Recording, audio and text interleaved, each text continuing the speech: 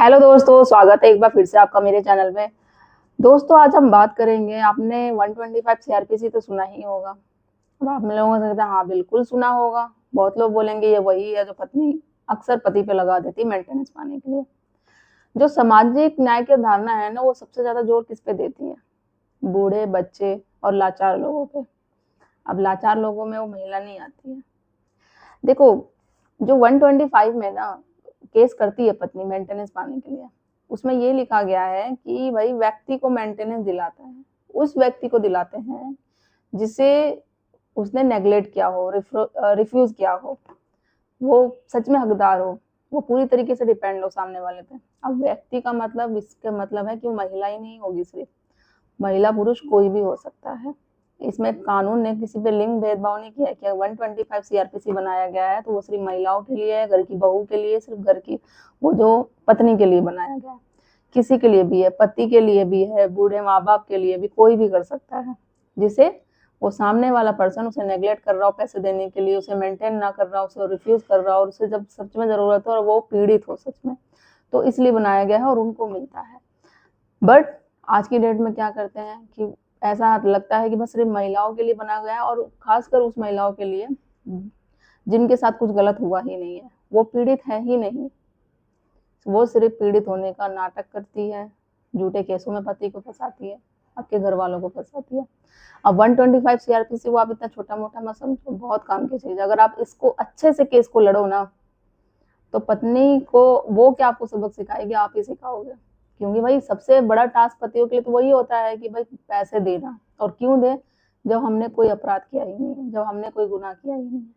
तो डिटेल में डिस्कस करेंगे, मैं आपको कुछ तकनीक बताऊंगी, कुछ तरीके ऐसे जो आपको काम आएंगे आपके केस में, जिनका मेंटेनेंस केस चल रहा है या उनको लगता है कि चलने वाला है, आने फ्यूचर में पत्नी कर देगी, तो बहुत काम आएगा आपके। तो चैनल पर नए जुड़े हैं आप मेरे, तो चैनल को लाइक करना, शेयर करना, सब्सक्राइब करना बिल्कुल मत भूलिए। साथ ही बेल आइकन दबा दीजिएगा ताकि आपको टाइम टाइम से मेरे वीडियो की नोटिफिकेशन सबसे पहले मिलती रहे। देखो दोस्तों, वैसे तो मैंने मेंटेनेंस रिलेटेड हमेशा मैं आपको बताती रहती हूँ तरीके, ऐसे हाई कोर्ट के जजमेंट, सुप्रीम कोर्ट के गाइडलाइन, ये सारी चीज आती है।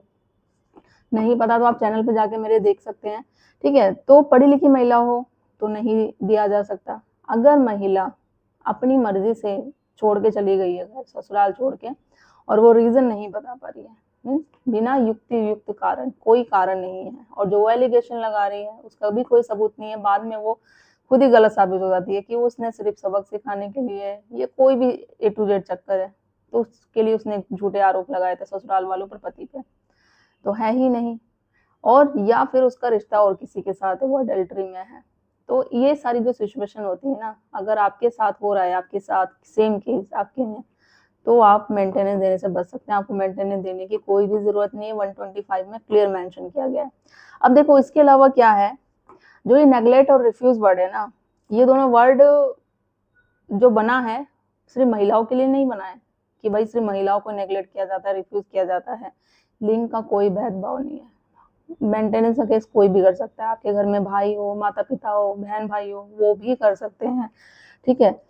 अब आप पत्नी का मेंटेनेंस कैसे लिखवा सकते हैं, इस केस से कैसे बाहर निकले? तो एक सबसे बेस्ट तरीका मैं आपको बताऊं, जैसे मैंने बोला, हर कोई व्यक्ति, चाहे वो महिला हो पुरुष, कोई भी मेंटेनेंस केस कर सकता है।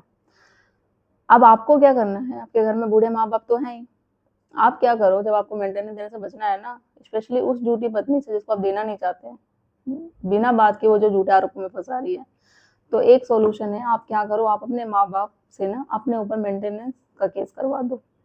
फॉर एग्जाम्पल आपकी सैलरी 50,000 है, तो 40,000 का करवा दो, और ये शो करवा दो कोर्ट में कि माँ बाप के द्वारा कि भाई बेटा बहू हमें बहुत टॉर्चर करते हैं, ये दोनों, हमने तो शादी कराई थी घर बसाने के लिए, ये तो लड़ी रहे हैं, हमारा कोई ध्यान देता ही नहीं है, इसकी बीवी है जो हमें गालियां देती है, खाना नहीं देती, टाइम से मेडिसिन देती, हमारा कैसा होगा, हमने तो इसके लिए बहुत कुछ कर दिया, अब हमारा है जो जिस उम्र में हम चल रहे हैं, हमारी आराम करने की उम्र है, तो हम कोर्ट कचहरी के चक्कर काट रहे हैं, तो भाई हमें तो मेंटेनेंस चाहिए, इस तरीके से करवा दो।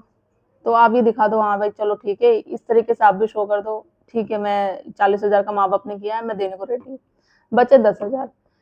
अब कोर्ट में वो दिखा दो, भैया जब 40,000 में मेंटेनेंस अपने माँ बाप को ही दे रहा हूँ, उन्होंने मुझ पर केस कर रखा है, तो 10,000 में से मैं अपनी पत्नी को मेंटेनेंस दूं या अपना घर का खर्च करूं, घर के लोन भरूं, या रेंट भरूँ, जो भी आपकी लायबिलिटी है, तो वो चीज़ें भी तो ज़रूरी है ना। कोर्ट खुद देखिए, कोर्ट जब मेंटेनेंस डिसाइड करता है, सारी चीज़ें देखता है कि जो ये नहीं कि भाई मेंटेनेंस केस कर दिया तो एक सज़ा हो गई पति पे कि भाई सज़ा सुना दो, भाई तुझे मेंटेनेंस पैसे देने ही है पत्नी को, चाहे कुछ भी तू कर, तेरे पास जॉब हो या ना हो, ऐसा नहीं। तो यही गलत, ये जो एक सोच है ना, ऐसे नहीं है। कोर्ट देखता है पति की लायबिलिटी और आपको दिखाना पड़ेगा, बताना भी पड़ेगा। तो कोर्ट भी पूछेगा भाई क्या जॉब करते हो, कितनी सैलरी है, क्या क्या लायबिलिटी और क्या खर्चे है तुम्हारे, तो आप बता दोगे 40,000 तो माँ बाप ने मेंटेनेंस केस कर दिया था, अब मेरे पास बचा, मेरे को घर का रेंट देना है, या जो भी सारी चीजें अपनी लायबिलिटी आपने बता दो। पत्नी देखते कि देखती रह जाएगी भाई कि भैया कोर्ट बोलेगा सही बात है, ये तो कुछ बचा ही नहीं। और ऊपर से पत्नी पढ़ी लिखी है, या फिर वो पढ़ी लिखी होने के बावजूद भी जॉब नहीं कर रही है, वो तो खुद कमा के जॉब कर सकती है, डिग्री है, दिखा दो भाई कि ये सारी चीजें, ये जान उसको जॉब छोड़ के बैठ गई है कि भाई पैसे वसूल करने हैं। तो ये चीज है, वो क्या सबक सिखाएगी, वो क्या आपसे पैसे डिमांड करेगी। देखना जो उसका गेम होगा, जो चल रही थी चाल, सब धरे के धरे रह जाएंगे। और वो झूठे केसों में वैसे ही उसको पता है कि जो पता क्या है, जो सच्चा होता है ना, उसको ना हमेशा कॉन्फिडेंस रहता है, चाहे कुछ भी हो जाए। हाँ, ये आप बात सही कह रहे हो, तो हर चीज में लड़ने के लिए मैं ऐसा करूंगा, अपने केस में वैसा करूंगा, हर चीज को इम्पॉसिबल को पॉसिबल करना है। और जो झूठा होता है ना, उसके मन में ना स्टार्टिंग से डर बैठा रहता है, उसको लगता है यार आज नहीं कल, कभी पता ना चल जाए, आज नहीं कल पता चल जाएगा, फिर क्या होगा, पता चले कोर्ट सजा सुना दे।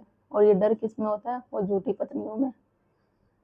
तो ये डर हमेशा ही, वो सोचती ना कि मैं पति को सबक सिखाऊंगी, ससुराल वाले को सबक सिखाऊंगी, वो ऐसा आप लोगों के साथ नहीं, वो खुद अपने साथ ऐसा करती है। क्यों? क्योंकि आपने ऐसा एक सोच रखा है, बट एक्चुअली आप अपने साथ गलत कर रहे हो।